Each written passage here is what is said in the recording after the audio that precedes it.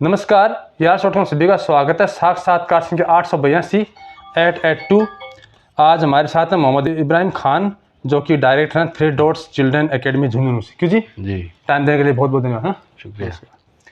तो आगे बढ़ने से पहले नियम में सत्य बताता हूँ। एक तो वीडियो यार छोटों संपत्ति रहेगा, इसमें जो कुछ आप जिम्मेदार होंगे, इसका कोई व्यावसायिक उपयोग हमारे लिखित अनुमति वगैरह नहीं होगा। एक बार इंटरनेट पर एडिट के अपलोड करने टाइम, ठीक है। तो शुरुआत करें पारिवारिक परिचय से। माता पिता का नाम? मेरे पिता का नाम बशीर मोहम्मद खान है और माँ फरहत खातून है। फरहत। दादा दादी जी का? दादाजी एहसान अली खान थे और हमारी दादी का नाम खैरुनिशा खातून था। और पीछे याद है? उससे पहले उस्मान अली खान थे हमारे दादा दादी का। ठीक है। और बुजुर्ग कहाँ से चल के आए? हमारे बुजुर्ग तो बहुत अरसे पहले जो है बहलोल खान लोधी के ज़माने में अफ़गानिस्तान से आए थे। अच्छा, अफगानिस्तान से। पठान है हम लोग। हाँ, तो मुझे थोड़ी भूरी भूरी सी लग रही है मेरे को। अच्छा। नहीं, उधर के लोगों होती है थोड़ी। अच्छा, मजाक की बात है जी। तो ननिहाल कौन से गए? इस्लामपुर। इस्लामपुर। बगड़ इस्लामपुर। हाँ, तो नाना नंद जी का नाम? नाना हमारे दिलावर अली खान थे, नानी मुमताज़ खातून। और ससुराल कौन से गए? हैं तो इस्लामपुर के ही वो लोग भी, लेकिन हमारे ससुर जो हैं वो मध्य प्रदेश पुलिस में एडिशनल एसपी थे। अच्छा। और रतलाम सिचुएटेड है हमारे। उनके जो फादर थे वो उस ज़माने में जावरा स्टेट में मुलाजिम थे, तो तब से वो लोग वहीं सेटल हो गए। तो सास ससुर का नाम? ससुर हमारे अब तो इंतकाल कर गए, स्वाले मोहम्मद खान है, और सास जो है उनका नाम कनीज़ खातून है। ठीक है। और बहन भाई कितने आप? एक भाई है छोटा, एक बहन है। नाम बताएं। बहन का नाम तो है हीना, भाई है इस्माइल खान। ठीक है। और धर्मपत्नी का नाम? सबीना। और संतान? एक बच्ची है रिफा। ठीक है। तो अभी अध्ययन रहता है कि पढ़ाई होगी पूरी? बच्ची भी पढ़ रही है। अच्छा, कितनी? 8th क्लास में। छोटी है। छोटी है। अभी आपकी आयु कितनी है? मैं हो गया 50 का। अच्छा। आधी शताब्दी हो गई। आधी हो गई।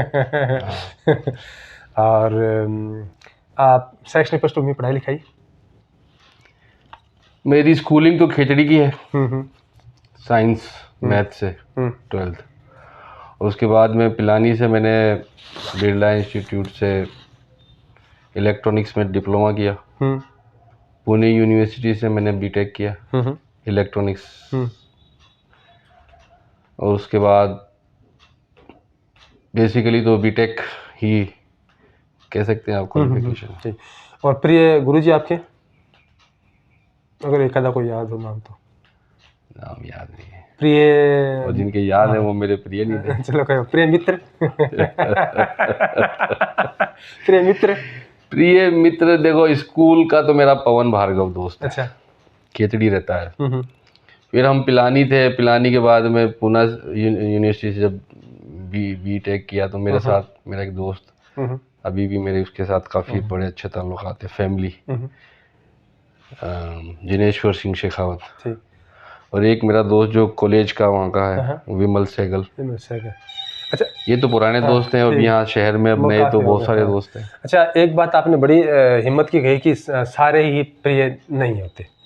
कई लोग कहते हैं जी हमारे सारे प्रिय हैं, गुरु सारे प्रिय नहीं होते, बच्चे को अच्छे नहीं लगते। ये सत्य है कि कहाँ कोई जगह होता है सने, बाकी कुछ तो है उन्हें प्रिय नहीं लगते, क्योंकि जाहिर सी बात है कि बच्चन का मन अलग होता है ना पढ़ते समय। ठीक है। अच्छा, ये बताएं कि कुछ पसंद नापसंद पूछ लेते हैं आपको, ठीक है। मौसम कौन सा अच्छा लगता है? मौसम तो ये अच्छा है, यही बारिश का, बरसात का मौसम। खान पान में तो सभी चीज़ें खा लेते हैं। फलों में फल? आम अच्छा है। फूल गुलाब अच्छा है।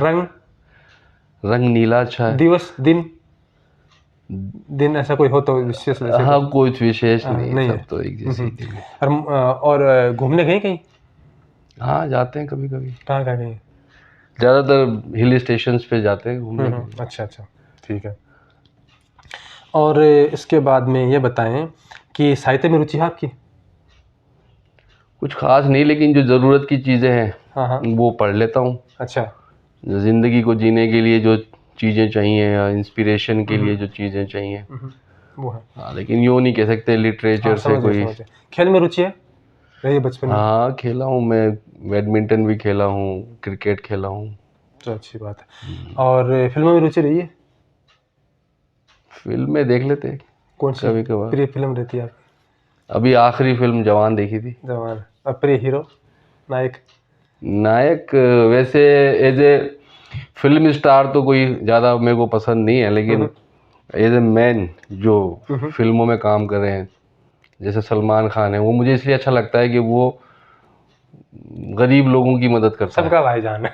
नहीं, गरीबों की मदद करता है वो। अच्छा। उसका बीइंग ह्यूमन जो हाँ। एक संस्था है उसमें वो बड़ी चैरिटी करता है। जुनू भी अभी ये लोग मंडावा आए थे अपनी फिल्म की शूटिंग करने, अच्छा। तो यहाँ के भी कुछ बच्चों का ऑपरेशंस वगैरह उसने कराए, तो ये जो चीज़ है वो उसको रियल हीरो बनाती है।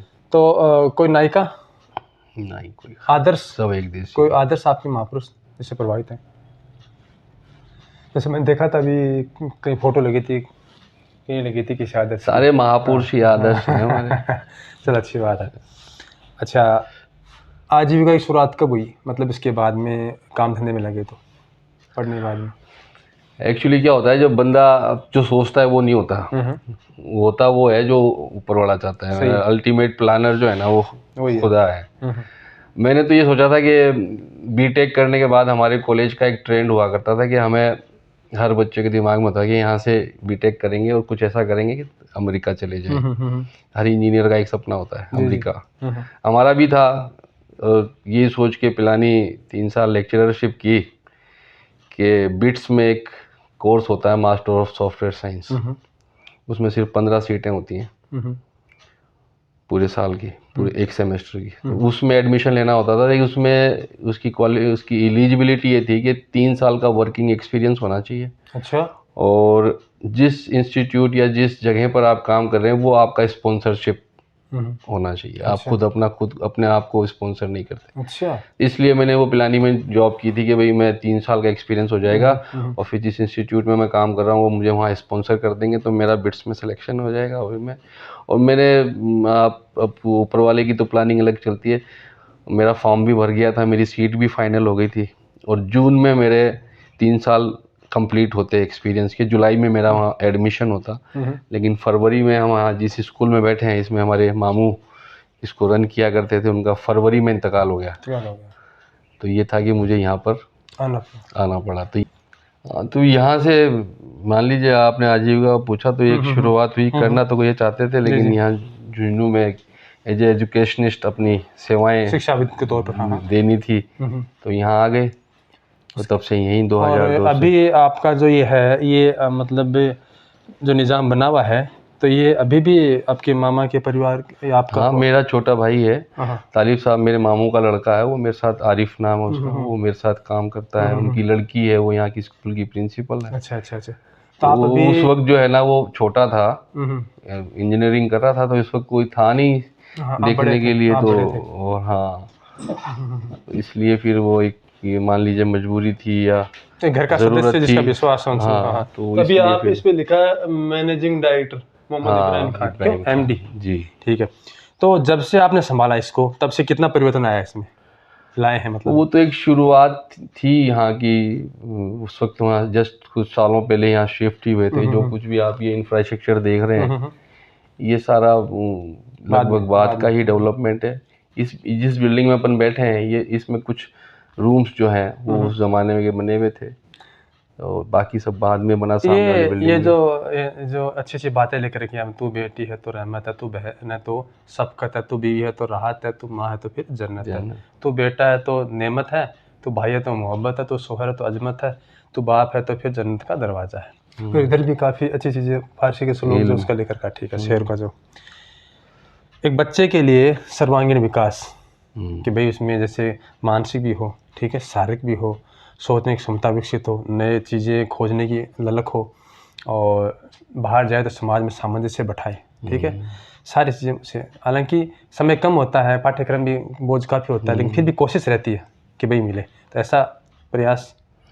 देखिए, एक तो हमारी स्कूल का नाम 3 डॉट्स चिल्ड्रंस एकेडमी है। 3 डॉट्स के माने 3 बिंदु। अच्छा, ये 3 बिंदु यही हैं, शारीरिक, मानसिक और आध्यात्मिक विकास।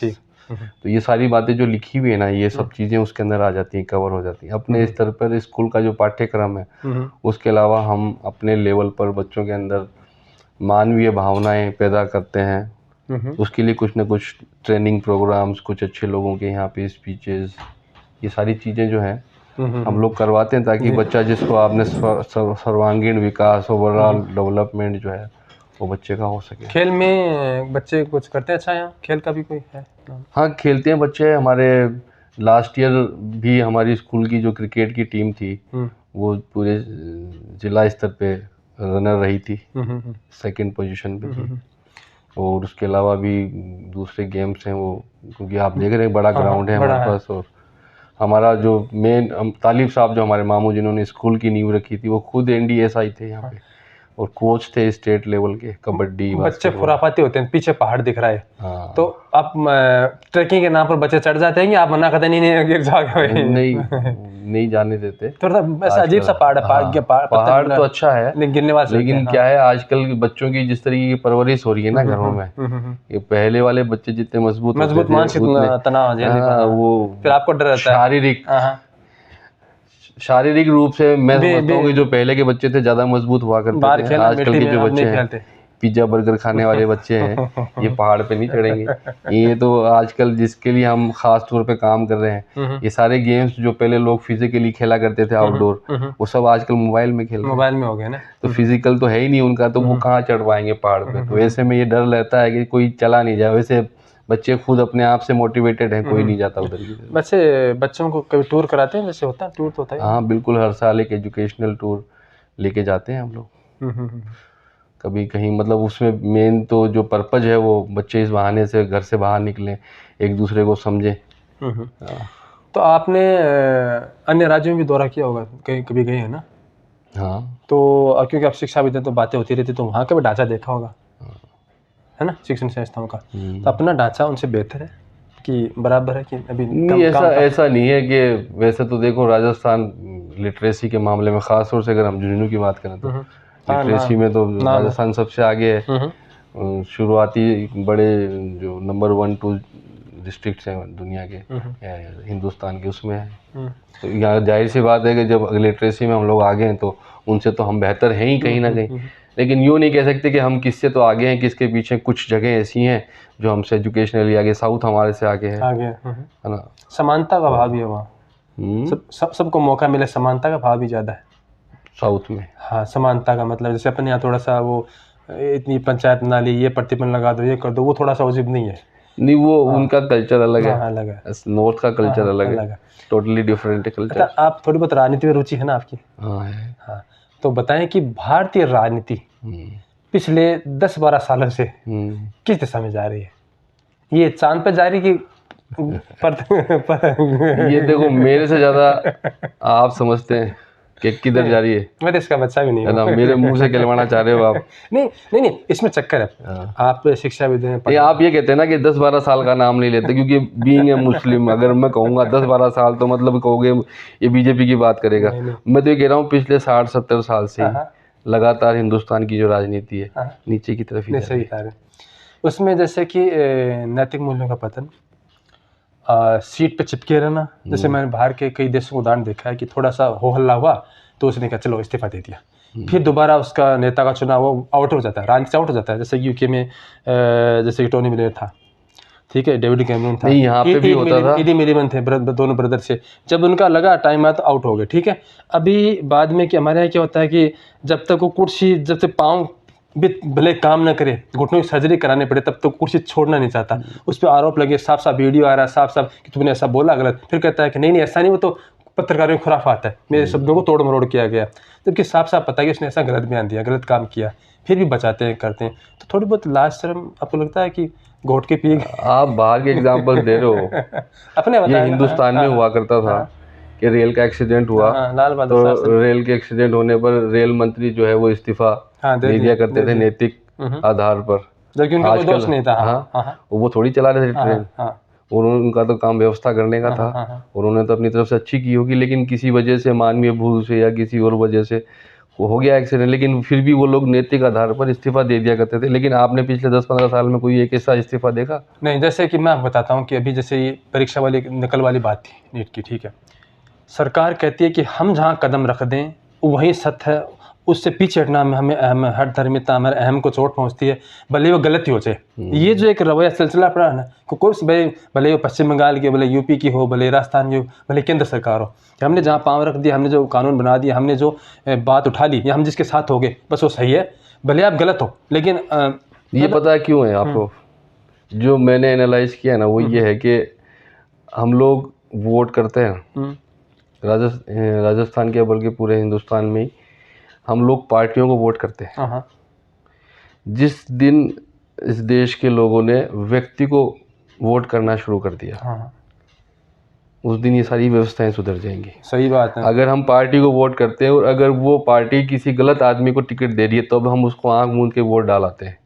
इसलिए ये हमारी हालत हुई। जिस दिन हमने अच्छे आदमी को वोट करना शुरू कर दिया, चाहे वो किसी भी पार्टी का हो या किसी भी संप्रदाय का हो, किसी भी धर्म का हो, उस दिन देश के हालात सुधर जाएंगे। नहीं गिराता हूँ, गाँव में कई बार कहते हैं भाई आप, अरे मैं तो पक्को कांग्रेस में, मैं तो पक्को बीजेपी में, मतलब उन्हें उससे कोई मतलब कि किसको, हाँ, अगर वो कुत्ते के गले में भी है ना टिकट बांध के भेज देंगे ना, तो वो वोट कर देंगे। वोट कर देंगे। ये चीज़ बदलनी चाहिए और फिर हालात सुधर जाएंगे।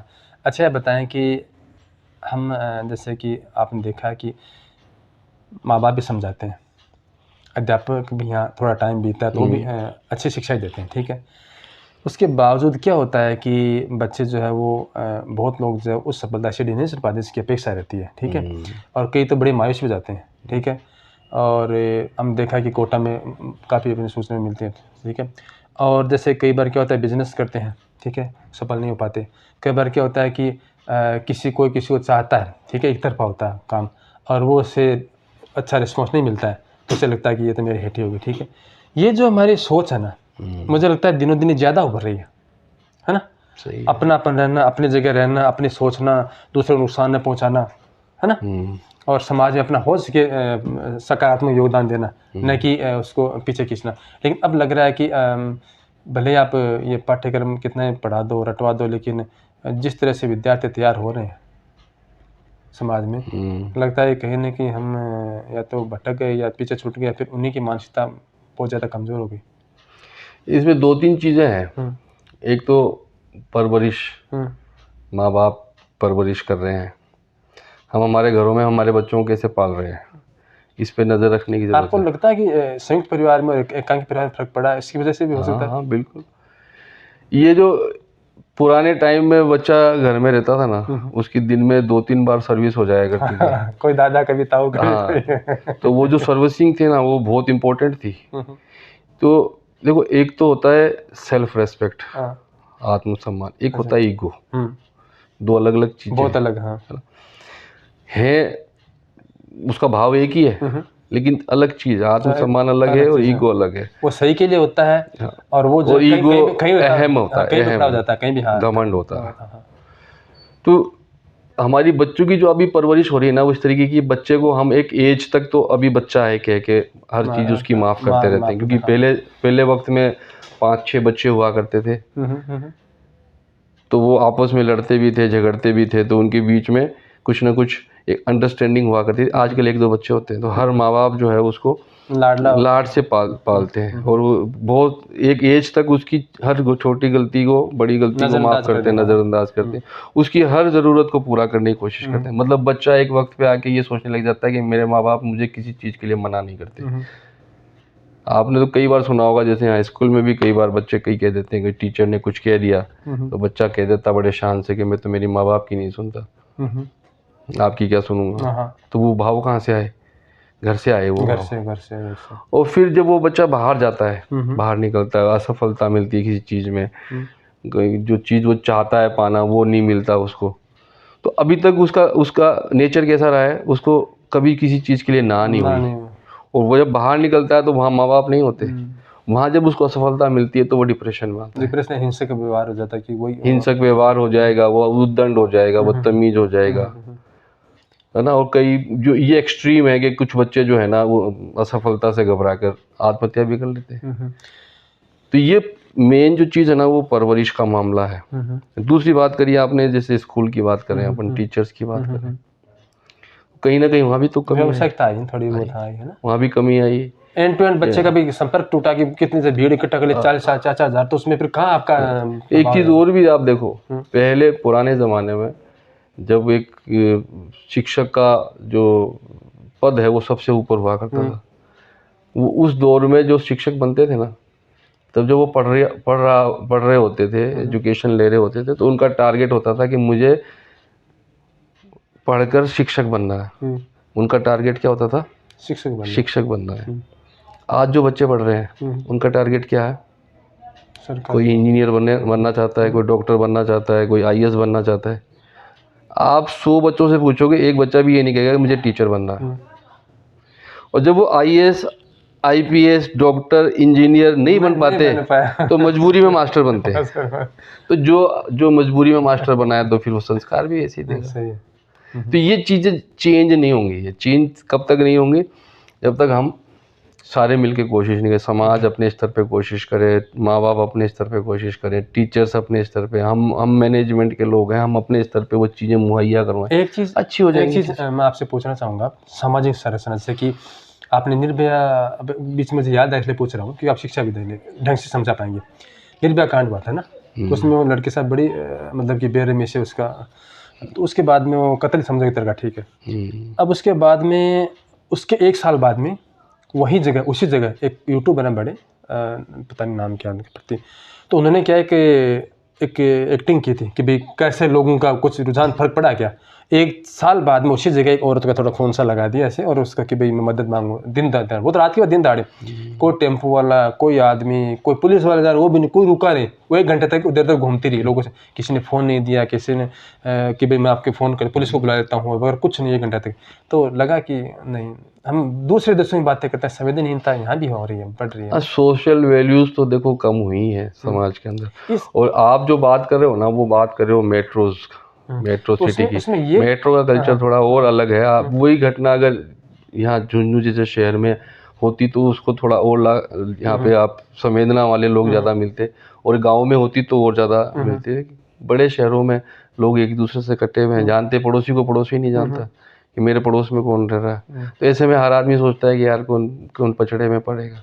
नहीं, कहीं ना कहीं हमें ये लगता है कि हमें आश्वासन नहीं है कि हम अगर किसी की मदद करेंगे तो कानूनी पछड़े में नहीं फंसेंगे। हाँ, ये आश्वासन भी है कहीं ना कहीं, ये फेलियर है कानून का। ये पुलिस जो हमारा सिस्टम है, इस पुलिस सिस्टम का भी कोई ना कोई एक फेलियर बार है। अपने यहाँ घाट की गुड़ी नाम जगह है जयपुर में या अजमेर, उसको कुछ ऐसे गुफा सी है उसमें, तो उसमें क्या हुआ था कि एक आदमी रात को पता नहीं कोई एक्सीडेंट हो गया या हार्ट अटैक आ गया, वो खत्म हो गया। वहाँ कैसे पहुँचा ये किसी को नहीं पता।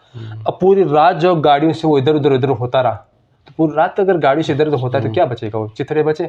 सुबह किसी ने, कोई सफाई कर्मचारी देखा, किसी और ने देखा, कुछ कपड़े देखा तो पूरे उस गुफा में मांस बिखरा पड़ा है। तो पूरी रात अगर किसी ने भी, मतलब किसी को तो एहसास होगा ना, किसी टायर किसी ऊपर निकल रही है, लेकिन किसको परवाह। हाँ, संवेदनाएं तो मरी गई। इंसानियत जिसको बोलते हैं उसमें तो कहीं ना कहीं हम पिछड़े ही हैं लगातार, और पिछड़ते ही जाएंगे। अच्छा, एक चीज़ और, हम जैसे कहते हैं कि भाई हम बढ़ रहे हैं, प्रगतिशील हो रहे हैं, तो हम जैसे कि अभी आज मैंने न्यूज़ देखी, उसमें बताया कि गुजर समाज है कहीं उधर जोधपुर तरफ, तो 25 गाँव ने कुछ मिलकर किया कि भाई डीजे नहीं बजाएंगे, इतने पैसे नहीं देंगे, ये खाना मतलब कि जो अगले का सर हो जाता है ना, वो उसका तो सुधार करेंगे, काफ़ी चीज़ें बताएं। तो आपको लगता है कि हमें लगता है कि यहाँ हमें फ़ायदा हो रहा है, उस कुरीति तो हम छोड़ देते हैं, इससे हमें फ़ायदा और उसको नहीं को पकड़ लेते हैं हम लोग, अपने हिसाब से उसको संस्कृति को तोड़ मरोड़ करते हैं। जैसे आप कहीं शादी ब्याह में जाओ तो आप कहोगे यार ये चीज़ तो बेकार, तो ना ये तो मैं संस्कृति में जुड़ा हुआ है, और उन्हें अच्छी लगी, कहता है संस्कृति ने कम कर दो, ये काट दो, एक चीज़ सही कर दो, कि उन्हें लगा इससे फायदा हो रहा है। तो आपको लगता है कि अपने जेब के हिसाब से लोग अपने सुविधा के हिसाब से, बिल्कुल, जहाँ फायदा है ना वो ज़्यादा करते हैं लोग बस, और जहाँ लगता है कि हाँ इससे हमें कोई फायदा नहीं हो रहा तो उसको छोड़ देते हैं ना। अच्छा, विवेकानंद जी ने कहा था कि हर नई चीज़ अच्छी नहीं होती, हर पुरानी चीज़ खराब नहीं होती, कि हमें सामंजस्य बैठाना चाहिए, हमें सीख उन चीज़ों से लेनी चाहिए भले कितनी पुरातन हो, लगता है हमें जीवन सुधारने में सहयोगी हैं, और वो नई चीज़ों का त्याग करना चाहिए, लगता है कि इससे पथभ्रष्ट हो सकते हैं हम लोग ना। ठीक है, तो ये बताएं कि एक छोटी सी बात और पूछ रहा हूँ कि मोटिवेशनल स्पीकर, आप 2 घंटे से वीडियो देख लो, सुन लो, लेकिन अगर या तो उसकी बातों में दम नहीं होता, या उसका जो हृदय थोड़ा सोया रहता है, ठीक है कि, लेकिन 2 घंटा किया उसके बाद वही ढाके 3 पात, ऐसा होता है ना कई बार, किसी को लगता है, सबको बातें नहीं लगती। सही है ना। उसके पीछे एक वजह है, मैं जो समझता हूँ कि ना, आप जो चीज़ बोल रहे हैं अगर आप वो कर नहीं रहे उसका असर नहीं होगा। कि मैं आपसे कहूँ कि आपको ये काम करना चाहिए, ये फ़ायदेमंद है, और मैं वो काम नहीं करता, तो उसका आप पे असर नहीं होगा। अपने जीवन में नहीं उतारते, वो सिर्फ वक्ता होते हैं पहले, हाँ, वो वक्ता होते हैं। पहले मैं उसको अपने अंदर आत्मसात करूँ, उन चीज़ों को अपने ऊपर अप्लाई करूँ, उसके और बाद फिर मैं लोगों को कहूँ। ये मतलब एक तभी आप उसका अधिकारी बन पाते हैं। अधिकारी की मान लें इसको, या ये मान लें कि जो ऊपर वाला है ना, आपकी वाणी में असर तभी पैदा करेगा जब आप वो चीज़ खुद कर रहे होंगे, खुद कर रहा है, वो तभी पैदा होगा ना। और हो यही रहा है। मोटिवेशनल स्पीकर्स जितने भी पैसे हैं, कमाने का रास्ता चाहे है ना वो आप किसी को ले लो, ना क्या है ना, पैसे कमाने का रास्ता कि वो चीज़ें नहीं कर रहे, वो व्यवसाय है, व्यवसायिक हैं, इसलिए लोगों पे असर नहीं हो रहा। वो निस्वार्थ होता है चीज। नबी प्रोफेट मोहम्मद सल्लल्लाहु अलैहि वसल्लम के पास एक औरत आई कि भाई मेरा बेटा जो है वो बहुत गुड़ ज़्यादा खाता है, तो आप इसको, है ना, हम तो बहुत समझा चुके लेकिन हमारी तो सुन नहीं रहा, आप इसको थोड़ा समझा दें ताकि हो सकता है आपकी बात मान लें। तो उसने कहा ठीक है, आप कल तशरीफ़ लाएं आज। वो लेडी चली गई, एक दिन बाद वापस आई, तो फिर उनको बेटे को कहा, उसकी लेडी को, कि भैया बेटा ये तुम ज़्यादा खाते हो, और ज़्यादा खाना जो है वो अच्छा नहीं है, हानिकारक स्वास्थ्य के लिए, इसको आप बंद कर दो। तो उस लेडी ने कहा कि ये बात तो आप कल भी बोल सकते थे, आपने मुझे वापस बुलाया, मैं इतनी दूर से चल के आई। तो उन्होंने कहा कि कल तक मैं भी गुड़ जो है खाया करता था, काफ़ी मुझे भी पसंद था, लेकिन अगर मुझे इसको नसीहत देनी थी तो पहले मुझे छोड़ना था, तो मैंने कल ही इस बात का ऐड किया कि मैं भी अब ज़्यादा नहीं खाऊंगा। तो आप अंदर उन चीज़ों को जब तक अपने अंदर नहीं उतारोगे ना, तब तक वो लोगों को समझ में नहीं आएगी, सताई लगेगी उन्हें ना। हाँ, सताई नहीं, ये ज़रूरी नहीं है कि उनको ये पता है कि नहीं कि मैं वो काम कर रहा हूँ नहीं कर रहा हूँ। ऊपर ईश्वर की तरफ से, अल्लाह की तरफ से जो चीज़ें आपकी ज़ुबान में जो तासीर है, उसकी वजह से कितने लोग आपसे मुतासिर होते हैं, कितने लोग आपसे प्रेरित होते हैं, है ना। वो चीज़ ऊपर वाला डिसाइड करता है, और वो जब उनको मुतासिर करेगा आपसे, जब आप उसका अमल खुद कर रहे होंगे, खुद कर रहे होते हैं, हाँ। नहीं तो वो बेवजह है, कोई मतलब नहीं। ठीक है जी, आपने समय दिया इसके लिए बहुत बहुत धन्यवाद। व्यस्त आदमी फिर भी आपकी तरफ से संदेश के 2 नाम, अपने मतलब कि विद्यार्थियों के, अपने प्रियजनों के नाम, अपने मित्रों के नाम। अपने से बड़ों का ना, अपने बड़े, चाहे आपके परिवार के सदस्य हों या आपके समाज के हों, अदब खोता जा रहा है, अदब, एटिकेट्स, वो अपने अंदर उतारें। अखलाक, कोई सा भी धर्म हो चाहे से, उसमें आपके 2 ताल्लुकात हैं। अच्छा। एक ताल्लुक है आपके भगवान के साथ, अल्लाह के साथ, एक ताल्लुक है उसकी बनाई हुई सृष्टि के साथ। ठीक है। तो हम उसके साथ तो अपने ताल्लुक को ठीक रखने की कोशिश करते हैं, लेकिन उसकी बनाई हुई जो सृष्टि है, जो मखलूक है, इसके साथ हमारे संबंध अच्छे नहीं है। चाहे वो आपका पड़ोसी हो, चाहे आपके रिश्तेदार हो, चाहे वो आपके दोस्त हो, चाहे जानवर हो, पक्षी हो, नेचर पर्यावरण जो भी हो, हाँ, उनके साथ में आपकी रिलेशनशिप अच्छी नहीं होगी ना, स्वार्थ वाले ज़्यादा हो रही है, हाँ। उस रिलेशनशिप को अच्छा करें, अखलाक आपके अच्छे होने चाहिए। एक हमारे अंदर एक बड़ी कमी आ गई, हम तारीफ करना भूल गए लोगों की। कोई अच्छा करे तो उसकी हम तारीफ नहीं कर पाते, हम पैसा भी नहीं लगता, मतलब बुरा कर देगा तो उसको निंदा कर देंगे खूब, लेकिन अगर उसने अच्छा कर दिया तो हमारे मन से तारीफ नहीं लगी। कहा जाता है कि है ना, अगर आपको लोगों से तारीफ करवानी है तो लोग मरना पड़ेगा आपको, आप मर जाओगे जब तक वो बहुत कह देंगे और यार बहुत अच्छा आदमी था। हिंदुस्तान का एक पुराना रिवाज है। तो ये चीजें है ना, जीते जी आपकी कोई प्रश्न, कहते हैं कोई पूजा नहीं, मरने बाद से अगरबत्ती, दीवान, नारियल, तो ये तारीफ करने की आदत है ना डालें। तो ये अगर 2-3 चीजें, अदब, अखलाक और लोगों की तारीफ करना, अच्छे काम करने पर उसकी तारीफ करना, उसकी हौसला अफजाई करना, ये 3-4 चीजें हैं, अगर बंदा अपने अंदर उतार ले तो ये चीजें लौट के आएंगी आपके पास। अच्छा, ये लौट के आएंगी। आप किसी का अदब करोगे तो कोई आपका भी अदब करेगा, आप किसी के साथ अच्छे से पेश आओगे तो वो आपसे भी अच्छे से पेश आएगा। आज आप किसी की तारीफ करोगे तो कल वो आपकी भी तारीफ करेगा, यानी तारीफ से माने हौसला अफजाई करना। आपने अच्छा किया तो मैं आपको कहूँगा यार वेल डन, तो आप इनडायरेक्टली आप अपना अच्छा कर रहे हैं। तो ये 3 चीज़ें जो है ना, हर आदमी को अपने अंदर डेवलप करनी चाहिए। मेरे ख्याल से उसके बाद जब सारी आदमी चीज़ें डाउन अच्छी- होता तभी काफ़ी सहायक होती हैं चीज़ें ना। हर हाल में सहायक होती हैं ये चीज़ें। सही है। ठीक है, आपने समय दिया। बड़े शांत स्वभाव के हैं, धीरे धीरे आराम से बोलने वाले। मैं तो थोड़ा कई सुपर फास्ट बोल लेता हूँ। नहीं ठीक है, जो आदमी अपने शब्दों का और मस्तिष्क के साथ सामंजस्य बैठाता है ना, संयोजन, वो बेहतर होता है। अब जल्दी जल्दी बोले कुछ, निकले कुछ, सोचे कुछ, तो सही नहीं है। ठीक है, धीरे धीरे बोल, लेकिन अपनी बात मजबूती से रखिए। ठीक है ना, यही तो है, भाई संस्था चलाते हैं तो आप आए हमारे पास, आपने मुझे इस लायक समझा कि मैं आपका नहीं जी, मतलब आपने मुझे अपने इंटरव्यू के लायक समझा। ये मेरे लिए इतनी दूर से चल के आए हो, तो मेरे लिए एक बड़ी बात है। हमारे मैं मंच पे, शुक्रिया अदा करता हूँ आपका। जो हमारे मंच पे एक ही योग्यता है, जो पैदा हो गया बोल रहा है वो योग्य है बस। ठीक है, तो क्यों टाइम देने से बहुत बहुत धन्यवाद। शुक्रिया।